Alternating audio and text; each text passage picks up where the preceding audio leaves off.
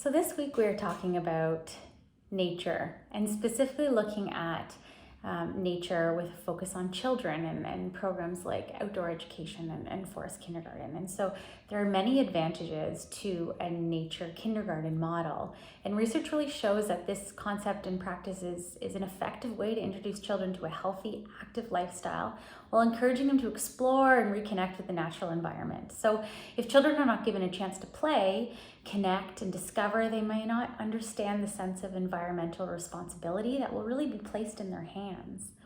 So kindergarten is a German word meaning children's garden. And so today professionals and parents around the world are really speaking up and supporting research that suggests that young children benefit socially, they benefit academically, and are healthier from time spent outside in a natural environment.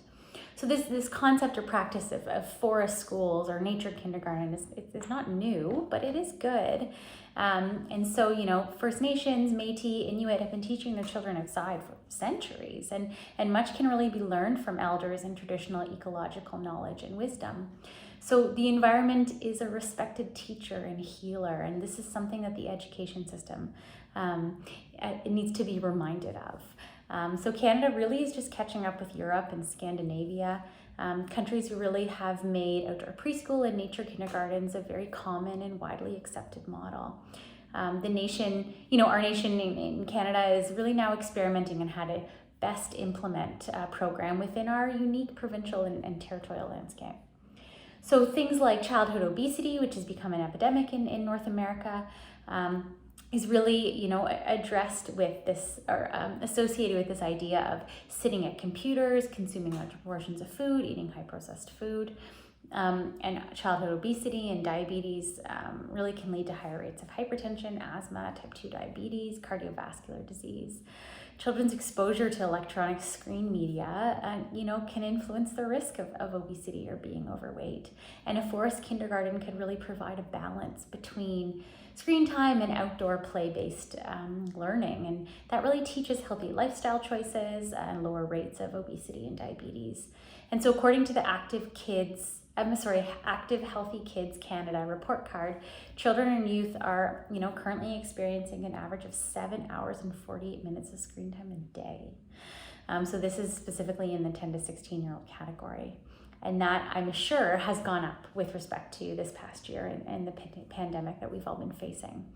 And so, when, we look at, children's knowledge of the environment and nature, whether, they can identify common wildflowers or identify plants, this is a really important thing and a really important life skill. And it also gives people a sense of ownership over the environment and stewardship, I guess is probably a better word, over the environment.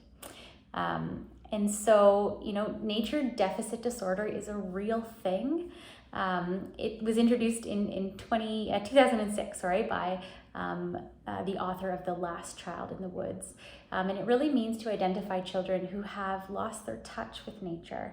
And so Louvre really explores the increasing divide between youth and the natural world, as well as the environmental, social, psychological, and spiritual implications of that change.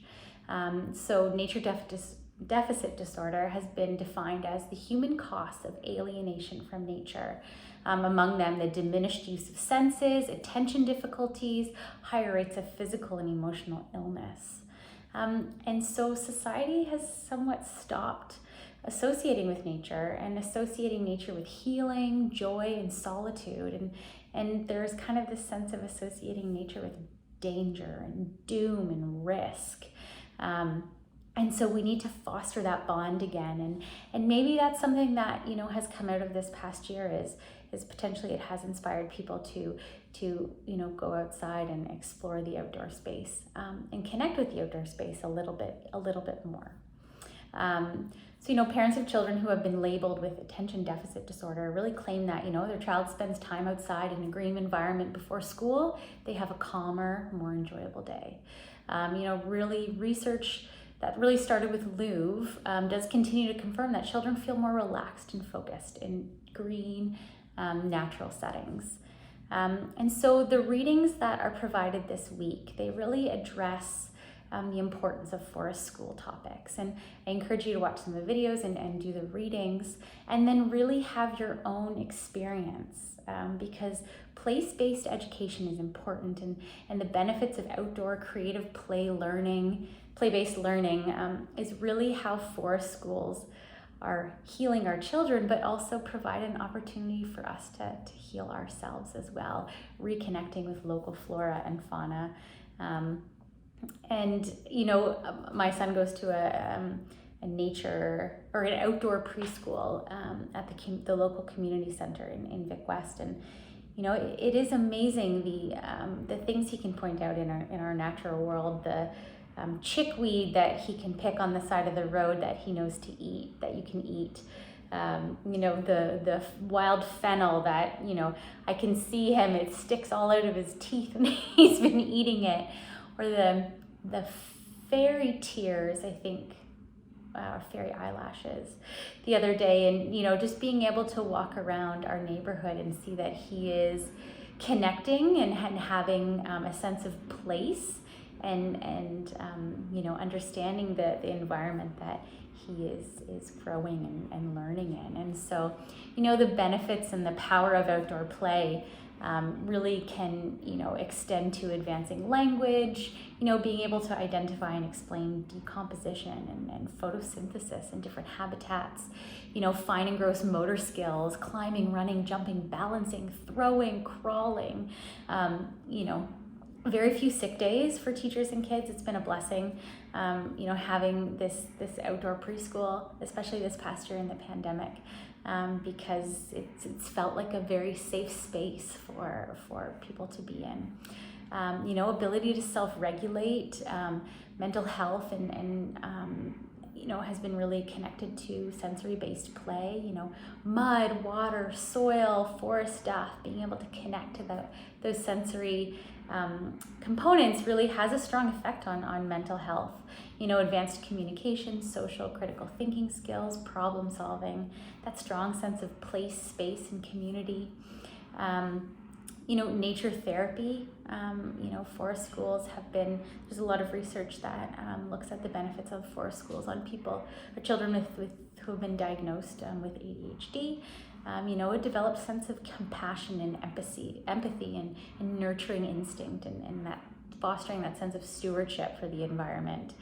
Understanding of life cycles, circle learning, the food chain, cause and effect, plants and animal identification. It supports even healthy bowels, that sense of moving and running and jumping and climbing and twisting and moving your body in those ways. So, while the readings this week really focus on the benefits of this outdoor education for children, I want you to really think about some of those learnings and some of those pieces when you spend your time outside, and notice, what would it be like to be a child in this environment and move my body and play in this space, or that sensory feeling of connecting with the environment, the wind, or the feeling of, the dirt under your feet, or the sand or the rocks, and really integrating that natural environment and that sense of learning and connecting in place for you this week.